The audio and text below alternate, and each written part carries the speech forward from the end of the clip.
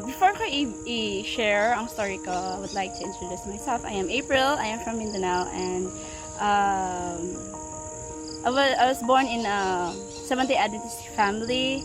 Yung bang nominal na family lang na Adventist. And I joined 1000 Missionary Movement. Hindi ko ma-explain kung paano because it wasn't my plan to join, but it was God's plan na gusto niya mag-join ako. So, before ako nag-join, I was a backslider. To make the long story short, na hospitalize ako. Na may severe dehydration, and then dahil nag-malfunction yung kidney, kailangan kong i-dialysis. Yun, after nun, gumaling ako, and then nakastop ako ng school. So, pagbalik ko, wala na yung mga friends ko. Wala na yung mga batchmates ko, some amigos. So, yung parang na-discourage ako. And then, yung sa school na, every time na mag-study ako, yung bang sanay ka na hindi ka makakalimutin. Bigla na lang naging makakalimutin ka. So, hindi ko maintindihan kung bakit.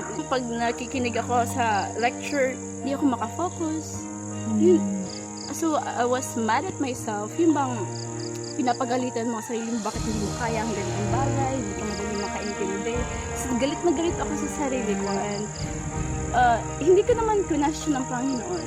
Kasi yung time na yun, parang nakalimutan ko ang Panginoon. I was like the lost sheep yung ba sa parable, na alam kong nawala ako, but I do not know how to go back. Nung time na I tried to, yung ba, parang gusto ko na itapon ng phone ko kasi naging addict ako sa phone, sa mga movies, sa mga dramas and all. So, gusto ko na itapon yung phone ko.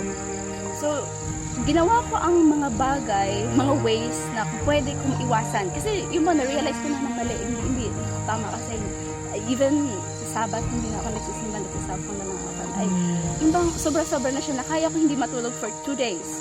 Kasi pag nag-stop ako na mag-watch, nadidepress ako, I feel so empty. Ganyan yung feeling ko. So, yun, I really praise the Lord.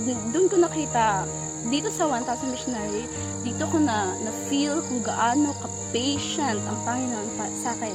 Dito ko nalaman kung gaano ka-deep ang love niya para sa akin. Kasi, kaya sa panahon na nakalimutan ko siya, hindi niya ako nakalimutan. Sorry.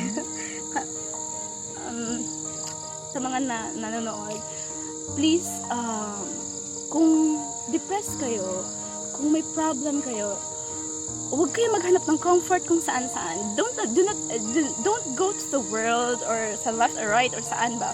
Just go straight to Jesus. Come to me, just as you are.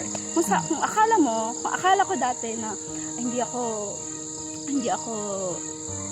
parang hindi ko deserve na maging missionary. Yung bang hindi ako worthy na maging missionary kasi akala ko dati yung mga missionary para lang yung sa mga taong balaan. Yung balaan. Holy. Yung holy lang, yung mga taong active sa church. Ako, nasa gilid-gilid lang ako eh. So, nung nag-join ako dito ko nakita na, hala, this is the way of God na para ma-save ako. I am encouraging the youth to join 1000 Missionary Movement para ma-experience ninyo. I know na marami pang mga kabataan na may desire sila na mag-serve ng Panginoon kasi hindi nila alam kung paano. Pero kung mag-join kayo ng 1000 Missionary Movement, tuturuan kayo ng Panginoon. So, walang imposible sa Panginoon. Tuturuan ka niya hindi lamang sa pag-preach. Marami kang madidiscover na akala mo hindi mo kaya, pero kaya pala. Kasi, nandiyan ang Panginoon. So, I'm grateful na nangyari yun.